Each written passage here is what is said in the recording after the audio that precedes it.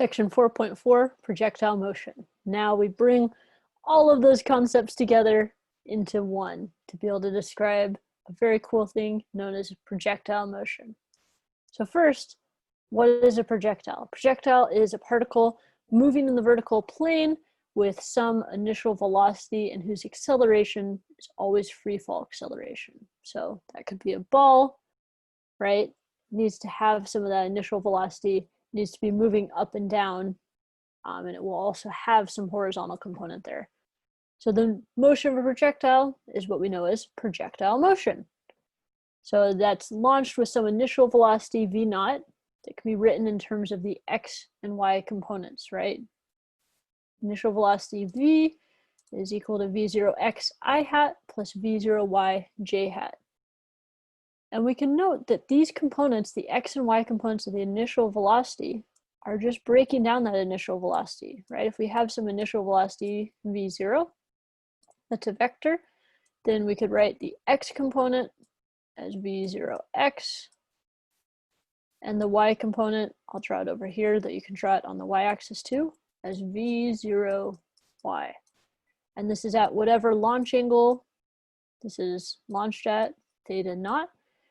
And what we can see here is that we can use trig, because we have a right triangle, to relate the different sides to each other. So if we want to get the y component and relate that to the overall initial velocity, we can use sine, we can use cosine for the x component. And that's what these equations show. These are going to pop up all the time for the initial velocity as well as for the final velocity. That at that instant, we can break down the velocity vector into these x and y components if we just know the magnitude of the velocity, the speed at that moment, as well as the angle that it is going at that moment. And that angle must be defined relative to the x-axis. There's another key detail here. In projectile motion, the horizontal motion and the vertical motion are independent of each other. That is, neither motion affects the other. So you can just look at the x direction, you can just look at the y direction independently, and they don't influence each other. What does this mean? Well, there's something we can take away from this that's really valuable. This tells us that we can decompose a two-dimensional problem, right, something that's going side to side and up and down, into just two one-dimensional problems. We've already figured out how to solve problems that are purely horizontal or problems that are purely vertical. So we can just do it independently like that. And that's really great. You can just focus on the motion of something that's falling and then the motion of it moving sideways for this more complicated motion of it going sideways and falling. Let's try a checkpoint here. So it says at a certain instant, a fly ball has a velocity, v is equal to 25 I hat minus 4.9 j hat. The x-axis is horizontal, the y-axis is upward, and v is in meters per second. Has the ball passed its highest point? So I want you to think about this for a moment. See what you think, whether that's yes, no, or you need more information. Come up with some answer before you move on. So please pause. Right? Well, since we want to know the highest point in one dimension is when at the point when the velocity in the y direction is 0, right? Where it briefly stops at that point before coming back down. And then before the highest point, the velocity in the y direction is positive. Afterwards, it is negative. And that's all we have to worry about. The x component is just going to be positive because it keeps going that way. It's the y direction that has this negative. And because it has that negative, that tells us that it has in fact passed the highest point. It is now headed down.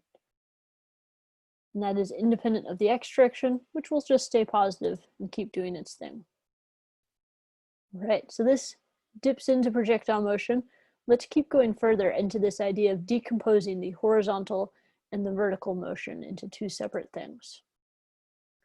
So with horizontal motion, we know that there's no acceleration because the acceleration is purely in the vertical direction. Gravity is always trying to pull you down. It's not pulling you sideways. So that tells us that we can set our acceleration in the x direction. That's equal to 0. If there's no acceleration in the x direction, the velocity needs to be a constant. And it also tells us that we can simplify some of our kinematic equations that we had from before. So we can look at the displacement, and this equation previously said that it was equal to the initial velocity times time plus 1/2 AI times the acceleration in the x direction times the time squared. But since the acceleration in the x direction is 0, that disappears, and we just have that it is the displacement is equal to the initial velocity times the time. The key is that this is the initial velocity in the x direction. So we might need to substitute in that the initial velocity in the x direction is v0 times cosine of theta 0. Similarly, we could look at the y direction, which is totally independent, and we know that our acceleration is always going to be negative g, that negative 9.8 meters per second squared. So then all we have to do is plug in for our acceleration in the y direction with this minus g. So we can again plug into this displacement is equal to initial velocity times time plus 1/2 at squared. But instead of having a positive a, we're going to plug in the minus g. And then, so that's why this becomes minus, and that becomes a g instead of an a. Similarly to the x direction, for that y component of the initial velocity, we're going to rewrite it as v0 times sine of theta 0, or theta naught. We can do the same thing with our equation for the final velocity in the y direction, that the final velocity this comes from is equal to the initial velocity plus the acceleration times time. So all that we've done is we've added a y to each of these, v0y, a y, and we've substituted in for that acceleration in the y direction, that is equal to negative g. And so that's all that is. Similarly with this last one, it's looking at the final velocity squared plus the initial velocity in the y direction squared minus 2 times a times the acceleration, where for a we've substituted again negative g once again. All right, so what I'm getting at here is that we have the same equations as before. They're just now you either write them as vectors or you can write them exclusively in terms of the x and y components for 10 total equations, right? Where you need to add those subscripts to make this a v sub x or a v0x and an acceleration in the x direction. The only one that doesn't have a subscript is the time, because time is the same whether you're in the x direction or the y direction. That's really handy. It ends up being our crossover variable in that regard. So we have that as a reference, that this isn't actually anything that is new or different. Okay, a few more things that can help us out here. The projectile's trajectory, that's its path through space, which if you look at something as it flies through space, you'll see that it traces out a parabola, right? That curved path that we'll always take. And you can find this by eliminating the time with two of the equations that we already have from previous slides. So if you solve for time in one, plug it into the other, do a bunch of algebra, you can arrive at this equation where you can know at any given x value, at any given horizontal displacement, you can know exactly how far vertically it will be, where it will be in that displacement. The horizontal range tells you the distance the projectile will travel in x by the time it returns to the same initial height. So that's a specific definition with range. It's not just any height, but only if it's returning to the exact same height. Then you can use this equation that tells you that that range is given by the initial velocity squared times sine of 2 theta, so 2 times the initial angle, divided by g. And as an interesting side note, the horizontal range is at a maximum for a launch angle of 45 degrees. That's where you have a balance of firing up, which will keep the projectile in the air longer, and forward, which is what keeps it moving forward, right? So that you can go farther. So that balances the two out just right for this case where you are looking at the range from the launch point to the exact same initial height. Right. Now with all of these calculations, we're making the assumption that air resistance is negligible. In many situations, it turns out this is a poor assumption, especially when you start getting on the large scale of things. So here's two different fly balls for baseball, right? Path 1 is done in air versus path 2 is in a vacuum. And we notice that path 1 is much shorter and doesn't go as high or stay in the air nearly as long as path 2, that's able to stay in the air longer, go higher, and go farther, right? It almost goes twice as far because path 1 is just like 1 football field, path 2 is much, much more closer to 2. So this is important at the large scale. If you're dealing with small scale things, you can often neglect air resistance and you'll be just fine. We will take a look at air resistance in chapter 6. It just makes all the calculations harder. So for now, we don't worry about it, just to keep our lives a little bit simpler. All right, let's look at another checkpoint. It says a fly ball is hit to the outfield. During its flight, ignore the effects of air. What happens to its A, horizontal, and B, vertical components of velocity? What are C, the horizontal and vertical components of its acceleration during descent, ascent, and at the topmost parts of its flight? So for A and B, you're going to answer with increases or decreases. For C and D, you can answer with these other two values, these other answers. So I want you to think about this. For each of those 4 parts, come up with an answer, and then we can check in. So go ahead and pause now. All right, did you do that? I'm hoping so. Okay, well, let's think for a moment with a fly ball hit to outfield. And there's a depiction here, but we could draw our own as well.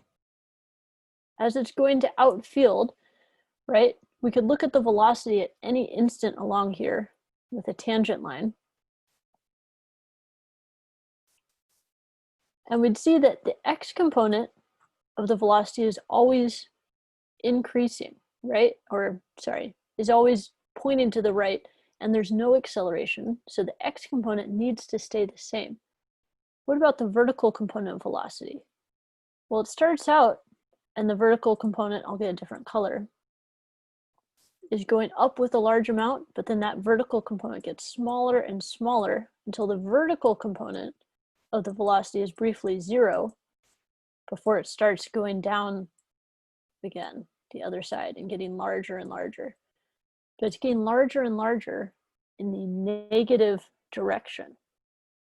So overall, the velocity in the y direction is decreasing.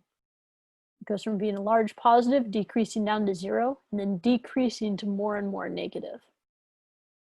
Okay, so there's the y component versus the x component. We could draw that in too. It's just always moving to the right with a constant value at any of these. Now, what about the acceleration? Well, the acceleration might actually be an easier place to start in general than with the velocity. So that can be a good strategy to think about the acceleration before you go back to the velocity.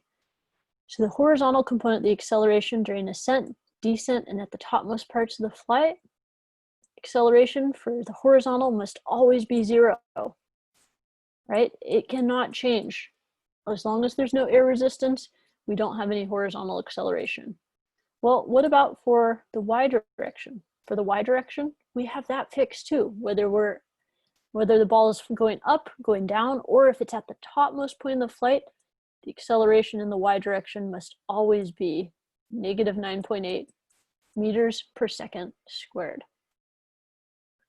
So I hope this helps to highlight some of the different ideas here.